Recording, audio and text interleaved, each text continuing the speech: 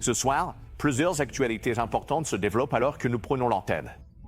Les inquiétudes concernant la qualité de l'air dans certaines régions des États-Unis, alors que des dizaines d'incendies de forêt font rage au Canada. La guerre commerciale des droits de douane. Pourquoi l'Union européenne et la Chine ripostent désormais? Et le nouvel avertissement de voyage du CDC concernant la rougeole. Tout d'abord, les alertes à la qualité de l'air dans le Midwest. La fumée franchit la frontière provenant de ces immenses incendies de forêt canadiens.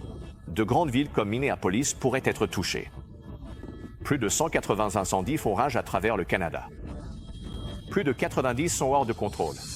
Et une nouvelle menace de mauvais temps, quelques jours après qu'une tornade meurtrière a traversé une partie du sud. Notre équipe météo est en alerte. Les nouvelles répercussions de la promesse du président Trump d'augmenter à 50% les droits de douane sur tout l'acier et l'aluminium importés. L'Union européenne menace de prendre des mesures face à la flambée mondiale des droits de douane. Et les démocrates exigent des explications concernant la récente série de grâces accordées par le président Trump. Beaucoup peut être relié à de grands donateurs et soutiens, notamment les Chrysler, célèbres pour leur émission de télé-réalité, ainsi que ce qu'a déclaré le président lorsqu'on l'a interrogé à propos du magnate de la musique, Sean Diddy Combs. Le nouveau message d'alerte de la CDC concernant la rougeole pour les voyageurs à l'approche de la saison estivale très fréquentée. Des coups de feu à Chicago ont blessé plusieurs adolescents lors d'une fusillade en voiture, juste en face d'une église catholique et d'une école. Ce que disent les policiers. Sauvetage spectaculaire. Un randonneur resté coincé pendant des heures sous un rocher de 300 kilos. Comment il a survécu? L'opération piquante pour capturer 14 millions d'abeilles échappées d'une remorque renversée. Ce soir, la flambée de cas de salmonellose liée au concombre continue de s'étendre. 18 États signalent désormais des cas. Les passeurs s'espèrent décrocher leur billet pour la finale NBA, mais pourront-ils dépasser les New York Knicks en pleine ascension? Et ce soir, l'Amérique forte. L'équipe universitaire de baseball qui a marqué l'histoire en réalisant un parcours parfait. Depuis le siège d'ABC News à New York, voici World News Tonight. Bonsoir. Merci de nous rejoindre ce samedi soir. Je suis Whit Johnson. Plusieurs actualités en développement ce soir, notamment le dernier rebondissement des droits de douane dans la guerre commerciale et un nouvel avertissement de voyage du CDC. Mais nous commençons avec la menace dangereuse pour la qualité de l'air dans le Midwest à cause des incendies de forêt qui font rage au Canada.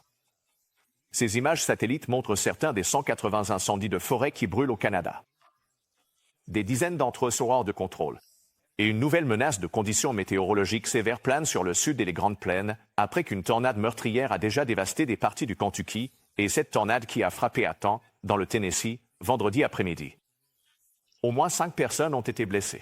Passons tout de suite à la météorologue Danny Beckstrom de notre station new-yorkaise, WAMC. Et Danny, commençons par les alertes à la qualité de l'air et les zones où l'impact sera le plus important. 8. D'énormes quantités de fumée provenant des incendies de forêt canadiens continuent de se répandre vers le sud jusque dans le Haut-Midwest ce week-end.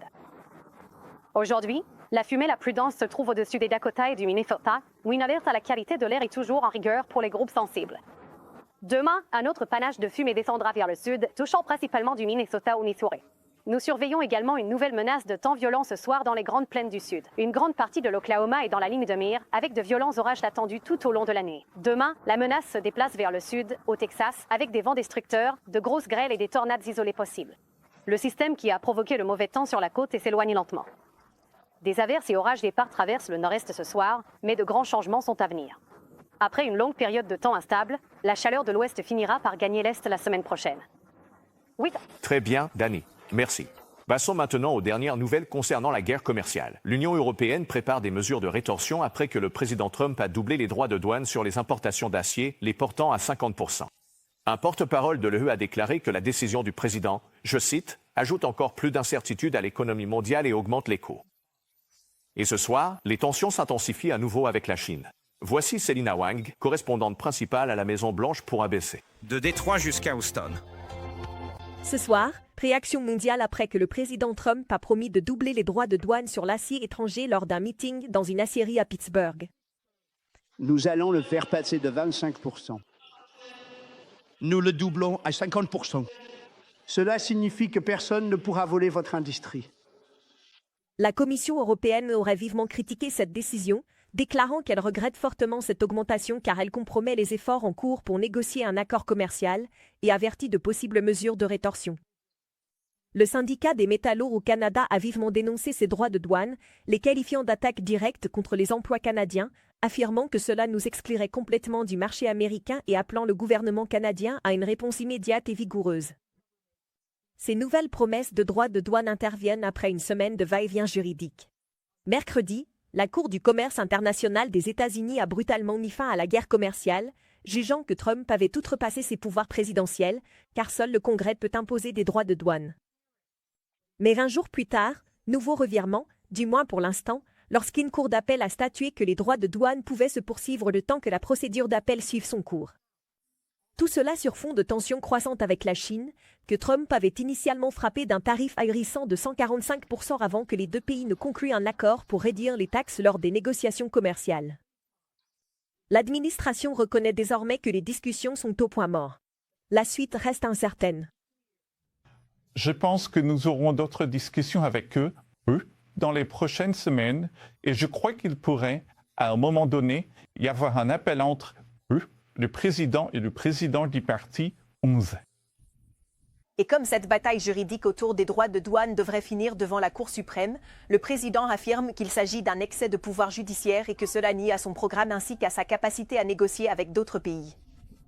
Mais en attendant, les entreprises et les consommateurs américains se retrouvent pris au milieu de tout cela. 8. Et Célina, il y a aussi une information de dernière minute qui vient de la Maison-Blanche concernant un candidat de la NASA. Oui, 8, c'est exact. Ce soir, la Maison-Blanche annonce qu'elle vient tout juste de retirer la nomination de J.R. Isaac Mint, seulement quelques jours avant les votes de confirmation prévus au Sénat. La Maison-Blanche indique qu'elle annoncera bientôt un remplaçant et qu'il est essentiel que cette personne soit en parfaite adéquation avec l'agenda du président. 8. Célina Wang pour nous ce soir, merci.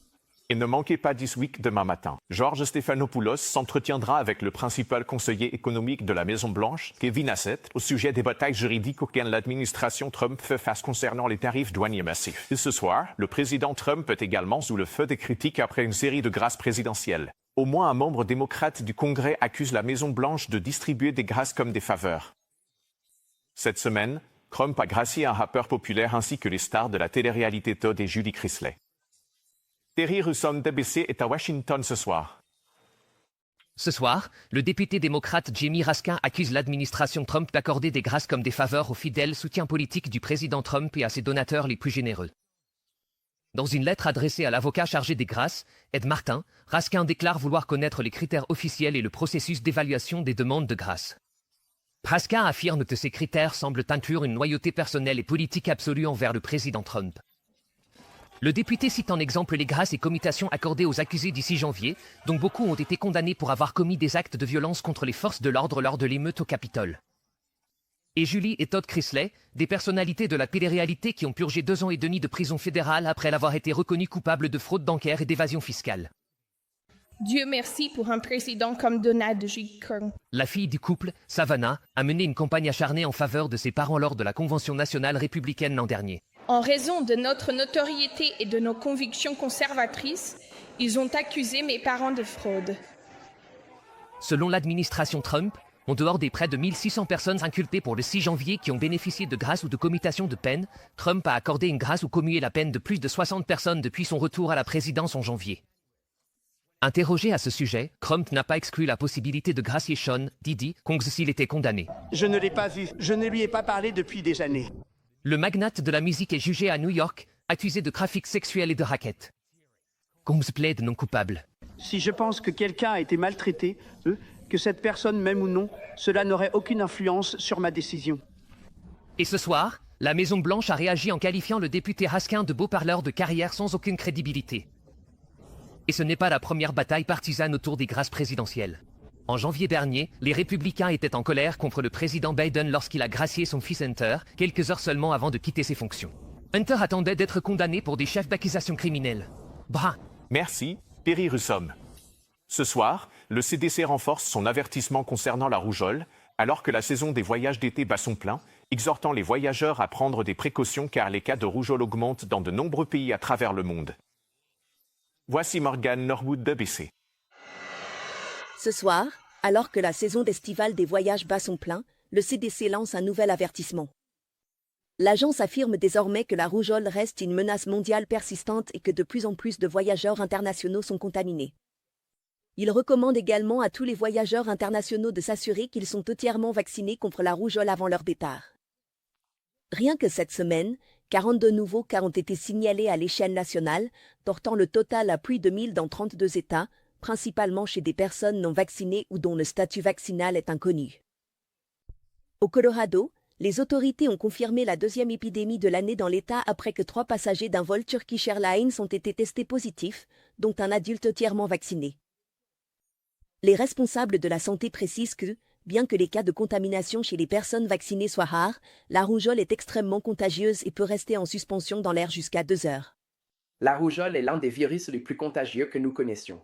Assurez-vous d'être vacciné et votre risque de contracter la rougeole diminuera considérablement. Et alors que les CDC sont confrontés à l'augmentation du nombre de cas de rougeole, l'agence a discrètement révisé ses recommandations concernant le vaccin contre le Covid, quelques jours seulement après que le secrétaire à la santé et aux services sociaux, Robert F. Kennedy Jr.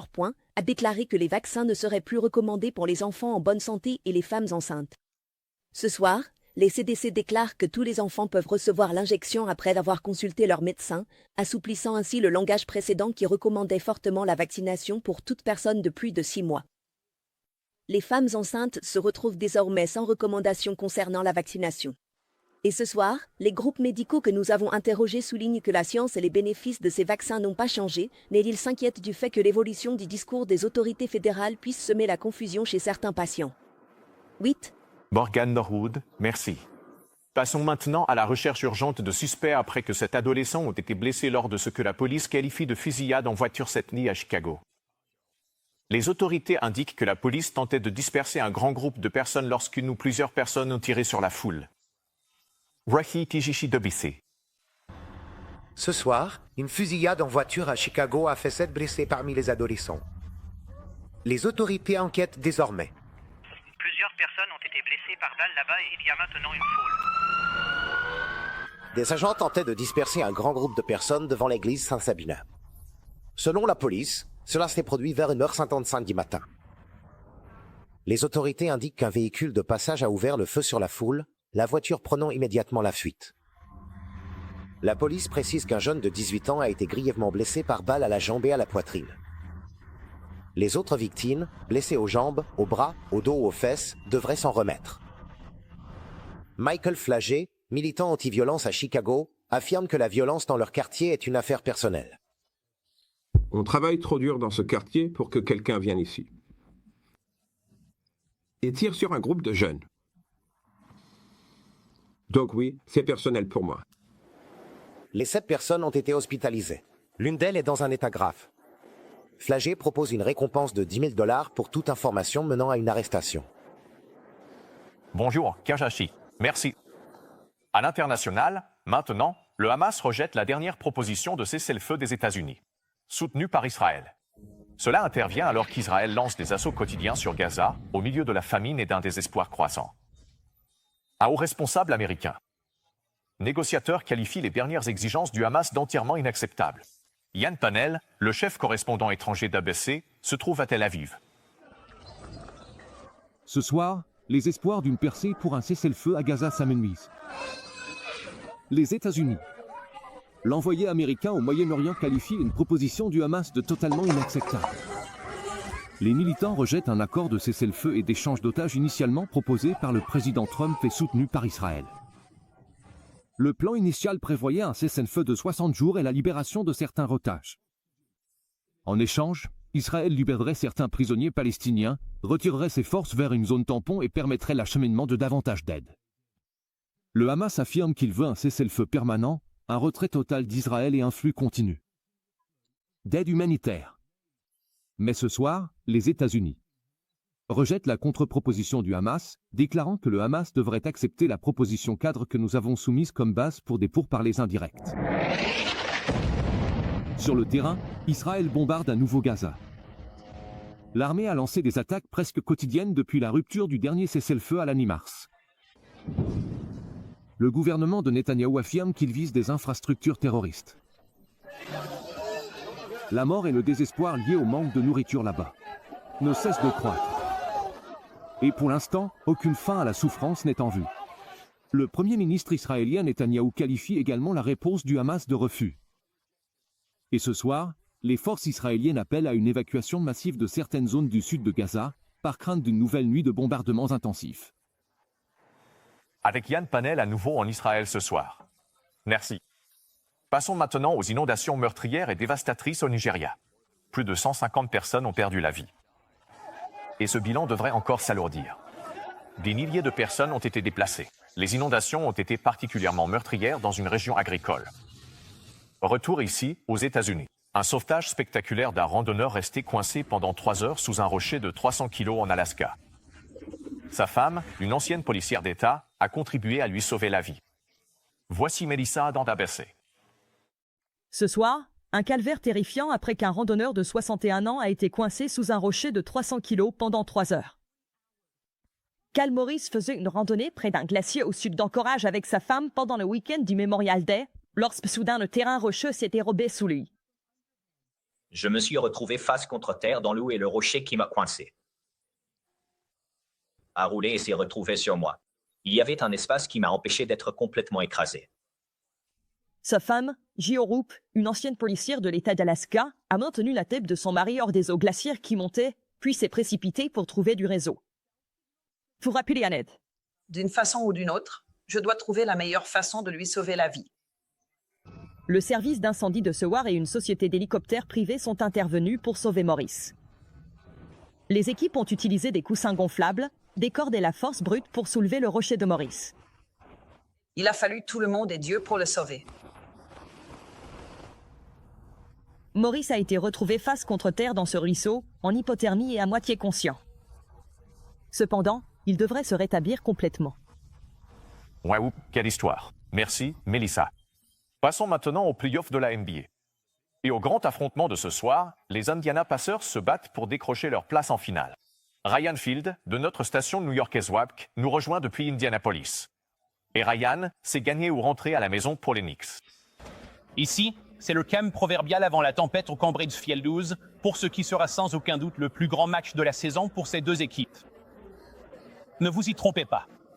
Les Knicks doivent absolument gagner ce soir pour forcer un match 7 à New York lundi soir. Et c'est une proposition que les Pacers veulent. Ça, vous pouvez en être certain, ils n'en veulent pas du tout.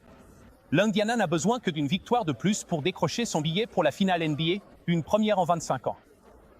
La question, c'est quelle équipe des Pacers va se présenter ce soir?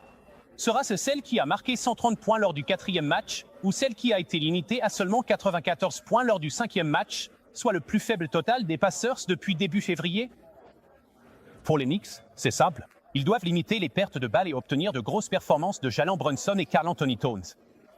C'est la recette de leur succès pendant ces playoffs, alors qu'ils cherchent à devenir seulement la 5e équipe de l'histoire de la NBA à remporter une série aussi tard dans les playoffs, après avoir été mené 3 matchs à 1. On s'attend à ce que ce soit le meilleur match de la série, et ça, on en est sûr. Le vainqueur affrontera le Thunder d'Oklahoma City lors du premier match des finales NBA, jeudi soir, ici même sur ABC. Tout se joue ce soir. Nous serons devant notre écran. Merci, Ryan. Il y a encore beaucoup à venir dans World News Tonight ce samedi. Une épidémie de salmonelle liée au concombre s'étend. Nous vous donnerons les dernières informations. Étage 14 millions d'abeilles relâchées après le renversement d'une remorque dans l'État de Washington. Un point sur l'opération de récupération. Restez avec nous. À suivre ce soir, les premiers secours sur les lieux d'une explosion mortelle d'une maison près de Kansas City, dans le Missouri. Les autorités affirment que le gaz n'est pas en cause. Au moins une personne a perdu la vie. L'explosion a rasé la maison individuelle, les équipes ont évacué les bâtiments voisins par précaution. Eh bien, la chasse aux 14 millions d'abeilles échappées dans l'État de Washington est terminée. Un semi-remorque transportant des tonnes de ruches s'est renversé dans une zone rurale du comté de Whatcom. Plusieurs premiers intervenants ont été piqués. Les agents rouvrent désormais la route à la circulation et remercient tout le monde, y compris les apiculteurs qui ont participé à l'opération. À venir, la flambée de cas de salmonellose liés au concombre. Passons maintenant à l'index, l'épidémie de salmonellose touchant plusieurs États et liée au concombre s'étend. Selon la FDA, 45 personnes sont désormais infectées dans 18 États. Les concombres proviennent de Bedney Growers et sont distribués à des restaurants et des producteurs alimentaires. Des hommages ce soir pour l'actrice primée aux Emmy Awards, Valérie Mahaffey, surtout connue pour ses rôles dans Northern Exposure, Big Sky et Desperate Housewives. Elle a commencé sa carrière sur scène et a continué à se produire à Broadway ainsi que dans des productions régionales. Valérie Mahaffey avait 71 ans. À notre retour, l'équipe de baseball qui marque l'histoire, ils ne sont pas seulement bons, ils sont parfaits. Enfin ce soir, la perfection au baseball. Une série de victoires jamais vues auparavant dans le baseball universitaire. La perfection porte du violet à Lewiston, dans l'Idaho. Dans la nuit, les Pilots de la Louisiana State University Shreveport ont remporté le tout premier championnat NAIA National World Series de l'histoire de l'école. Les Pilots sont revenus après avoir été menés de 4 points pour battre Zoutea Stern University 13-7.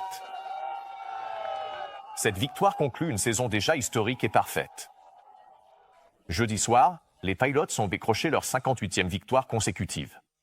0 défaite. Lancé à 1, balle frappée au centre, traversant le losange, une extension à la première base. La plus longue série de victoires pour un programme de baseball universitaire sur 4 ans, tous niveaux confondus.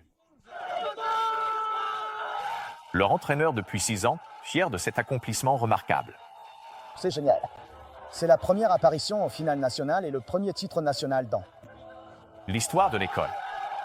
Et le département des sports des Pilots a résumé la situation ainsi sur les réseaux sociaux. 59 victoires, 0 défaite. La perfection réside à Shreveport. Comme la victoire, 0 défaite, irréel. J'en ai des frissons rien que d'y penser. Incroyable. Je veux dire, évidemment, je n'ai jamais vécu quelque chose comme ça et ça a été un parcours de folie. Je n'ai même pas de mots. Je n'ai pas de mots. Bravo, Pivot. Félicitations. Je suis Whit Bronson, à New York. Bonne nuit. Merci d'avoir fait The World News Tonight avec David Muir, le journal télévisé le plus regardé d'Amérique.